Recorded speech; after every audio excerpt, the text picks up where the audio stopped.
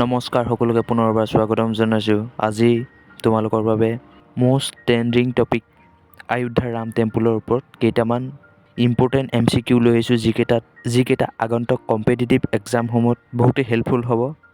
সেয়েহে ভিডিঅ'টো শেষলৈকে চাবা, আৰু যদি মোৰ চেনেলটো নতুন তেনেহ'লে প্লিজ চেনেলটো ছাবস্ক্ৰাইব কৰি দিবা আৰু ভিডিঅ'টো ভাল লাগিলে এটা লাইক কৰি দিবা। তেনেহ'লে বোলা ভিডিঅ'টো আৰম্ভ কৰোঁ। প্ৰথম প্ৰশ্নটো হৈছে, what is the height of Ayodhya Ram temple? Ayodhya Ram মন্দিৰৰ উচ্চতা কিমান? চাৰিটা অপশ্যনৰ ভিতৰত শুদ্ধ উত্তৰ হৈছে option A 161 foot. Ayodhya Ram মন্দিৰৰ উচ্চতা 161 ফুট। 2 নম্বৰটো হৈছে, which company has build the Ayodhya Ram temple?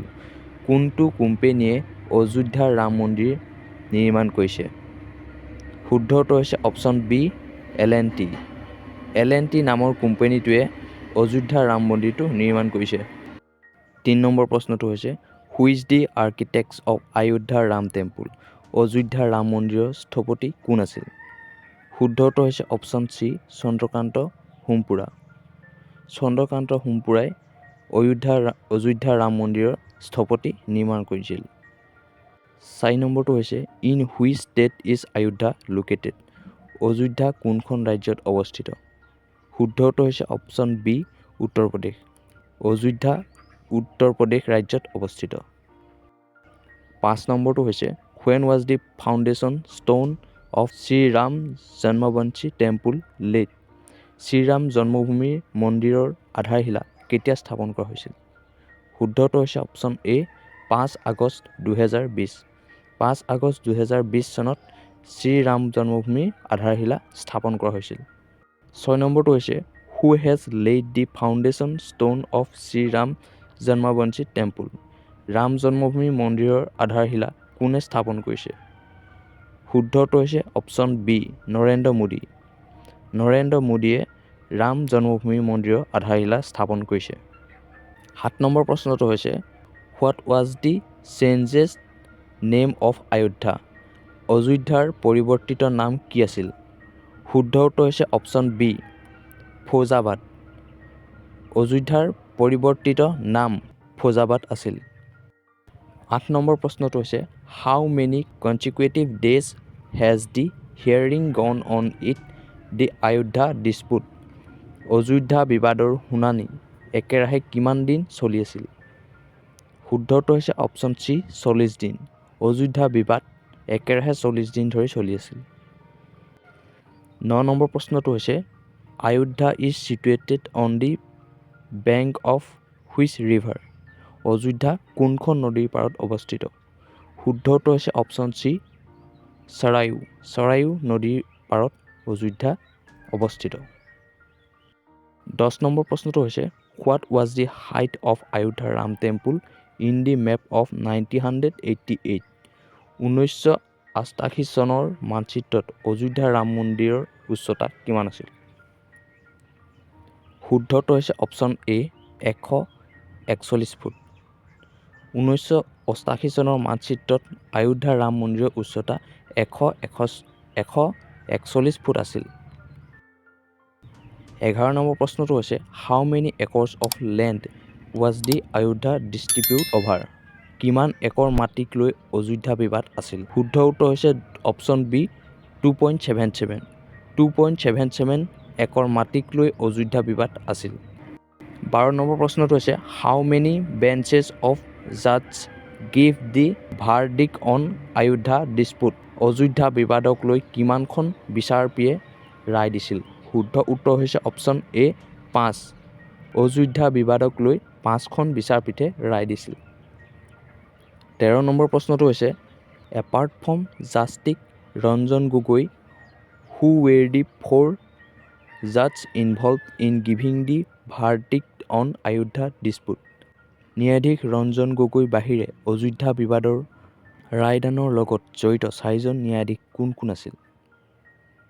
শুদ্ধ উত্তৰ হৈছে option E suitable for all.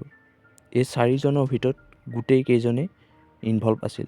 Option A জাজ বাই Chandrachud, option B S.A. Bobde, option C Ashok Bhushan, option D Abdul Nazir.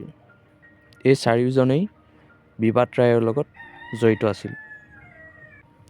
14 নম্বৰটো হৈছে in the Ayodhya dispute decision how much land given for the mosque. Ayodhya বিবাদৰ সিদ্ধান্তৰ পিছত মছজিদৰ বাবে কিমান মাটি দিয়া হৈছিল? শুদ্ধ উত্তৰ হৈছে অপশ্যন বি 5 একৰ। অযোধ্যা বিবাদৰ সিদ্ধান্তৰ পিছত মছজিদৰ বাবে 5 একৰ মাটি দিয়া হৈছে। 15 নম্বৰটো হৈছে in whose favour was the decisions on Ayodhya dispute. Ayodhya বিবাদৰ সিদ্ধান্ত কাৰ পক্ষত আছিল? শুদ্ধ উত্তৰ হৈছে অপশ্যন এ ৰাম জন্মভূমি ট্ৰাষ্ট। অযোধ্যা বিবাদ সিদ্ধান্ত ৰাম জন্মভূমি ট্ৰাষ্টৰ ওপৰত আছিল। 16 নম্বৰটো হৈছে what is the name of mosque located in Ayodhya. অযোধ্যাত অৱস্থিত মছজিদটোৰ নাম কি আছিল? শুদ্ধ উত্তৰ হৈছে অপশ্যন এ বাবৰি মছজিদ। অযোধ্যাত অৱস্থিত মছজিদটোৰ নাম বাবৰি মছজিদ আছিল। 17 নম্বৰটো হৈছে when did the Supreme Court give its final verdict on the Ayodhya dispute. Ayodhya বিবাদৰ চূড়ান্ত ৰায় উচ্চতম ন্যায়ালয়ে কেতিয়া দিছিল?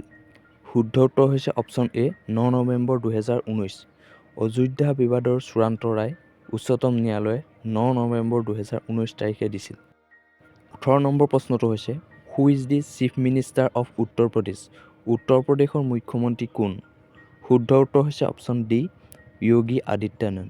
বৰ্তমান উত্তৰ প্ৰদেশৰ মুখ্যমন্ত্ৰী যোগী আদিত্যনাথ। 19 নম্বৰ প্ৰশ্নটো হৈছে হুৱেন ৱাজ দি ভূমি পূজন of Ram temple held. Ram মন্দিৰৰ ভূমি পূজন কেতিয়া অনুষ্ঠিত হৈছিল? শুদ্ধ উত্তৰ হৈছে অপশ্যন চি 2020। ৰাম মন্দিৰৰ ভূমি পূজন 2020 চনত অনুষ্ঠিত হৈছিল। By what other name is Ayodhya the birth place of Shriram known. Shriram জন্মস্থান অযোধ্যাক আন কি নামেৰে জনা যায়? শুদ্ধ উত্তৰ হৈছে অপশ্যন বি সাকেত। শ্ৰীৰাম জন্মস্থান অযোধ্যাক আন সাকেত নামেৰে জনা যায়। 21 নম্বৰ প্ৰশ্নটো হৈছে how many pillars will there be in Ram temple. Ram মন্দিৰত কিমান স্তম্ভ থাকিব? শুদ্ধ উত্তৰ হৈছে অপশ্যন এ 392। ৰাম মন্দিৰৰ 392টা স্তম্ভ থাকিব। 22 নম্বৰ প্ৰশ্নটো হৈছে how many pavilions will there be in Ram temple. Ram মন্দিৰত কিমান মণ্ডপ থাকিব? শুদ্ধ উত্তৰ হৈছে অপশ্যন বি 5 মণ্ডপ। ৰাম মন্দিৰত 5টা মণ্ডপ থাকিব। 23 নম্বৰ প্ৰশ্নটো হৈছে on which date will Ram Lalla's life consecration take place. কোন তাৰিখত ৰামলালাৰ আজীৱন প্ৰাণ প্ৰতিষ্ঠা হ'ব? শুদ্ধ উত্তৰ হৈছে অপশ্যন চি 22 জানুৱাৰী 2024। 22 জানুৱাৰী 2024 তাৰিখত ৰামলালাৰ আজীৱন প্ৰাণ প্ৰতিষ্ঠা হ'ব। 24 নম্বৰ প্ৰশ্নটো হৈছে how long will the auspicious time for Ram Lalla's resurrection last. ৰামলালাৰ প্ৰাণ প্ৰতিষ্ঠাৰ শুভ সময় কিমান সময় থাকিব? শুদ্ধ উত্তৰ হৈছে অপশ্যন বি 84 ছেকেণ্ড। ৰামলালাৰ প্ৰাণ প্ৰতিষ্ঠাৰ শুভ সময় 84 ছেকেণ্ড থাকিব। 25 নম্বৰ প্ৰশ্নটো হৈছে what will happen in the four কৰ্নাৰ of the Ram temple complex. Ram মন্দিৰৰ কমপ্লেক্সৰ 4টা চুকত কি থাকিব? শুদ্ধ উত্তৰ হৈছে অপশ্যন এ 4টা মন্দিৰ। ৰাম মন্দিৰৰ কমপ্লেক্সত 4টা চুকত 4টাকৈ মন্দিৰ থাকিব। 26 নম্বৰ প্ৰশ্নটো হৈছে which historical event is related to the dispute land of Ayodhya. অযোধ্যাৰ বিবাদিত ভূমিৰ লগত কোনটো ঐতিহাসিক ঘটনা জড়িত? শুদ্ধ উত্তৰ হৈছে অপশ্যন চি বাবৰি মছজিদ ভাঙি পেলোৱা। অযোধ্যাৰ বিবাদিত ভূমিৰ লগত বাবৰি মছজিদ ভাঙি পেলোৱা ঐতিহাসিক ঘটনাটো জড়িত। 27 নম্বৰ প্ৰশ্নটো হৈছে what is the height of the new statue of Ram Lalla. ৰামলালাৰ নতুন প্ৰতিমূৰ্তিৰ উচ্চতা কিমান? শুদ্ধ উত্তৰ হৈছে অপশ্যন বি 51 ইঞ্চ। ৰামলালাৰ নতুন প্ৰতিমূৰ্তিৰ উচ্চতা 51 ইঞ্চ। 28 নম্বৰ প্ৰশ্নটো হৈছে how many feet long is the unique incense sticks that will be lit in Ayodhya on 22 January 2024। 2024 চনৰ 22 জানুৱাৰীত অযোধ্যাত জ্বলোৱা অনন্য ধূপডাল কিমান ফুট দীঘল? শুদ্ধ উত্তৰ হৈছে অপশ্যন ডি 108 ফুট। 2024 চনৰ 22 জানুৱাৰীত অযোধ্যাত জ্বলোৱা অনন্য ধূপডাল 108 ফুট দীঘল আছিল। Who was the chief minister of Uttar Pradesh at the time when Baburi Masjid was demolished? Babri Masjid ভাঙি পেলোৱাৰ সময়ত উত্তৰ প্ৰদেশৰ মুখ্যমন্ত্ৰী কোন আছিল? শুদ্ধ উত্তৰ হৈছে অপশ্যন চি কল্যাণ সিং। বাবৰি মছজিদ ভাঙি পেলোৱাৰ সময়ত উত্তৰ প্ৰদেশৰ মুখ্যমন্ত্ৰী আছিল কল্যাণ সিং। 30 নম্বৰ প্ৰশ্নটো হৈছে which place recently entered the Guinness book of world records for burning 4 lakh incense sticks? শেহতীয়াকৈ কোন ঠাইত 8 লাখ ধূপকাঠি জ্বলাই গিনিজ বুকত নাম পঞ্জীয়ন হৈছে? শুদ্ধ উত্তৰ হৈছে অপশ্যন চি অযোধ্যা। শেহতীয়াকৈ অযোধ্যাত 4 লাখ ধূপকাঠি জ্বলাই গিনিজ বুকত নাম পঞ্জীয়িত হৈছে। আজিলৈ ইমান আছিল। যদি ভিডিঅ'টো চাই ভাল লাগিলে এটা লাইক কৰি দিবা আৰু চেনেলটো ছাবস্ক্ৰাইব কৰি দিবা।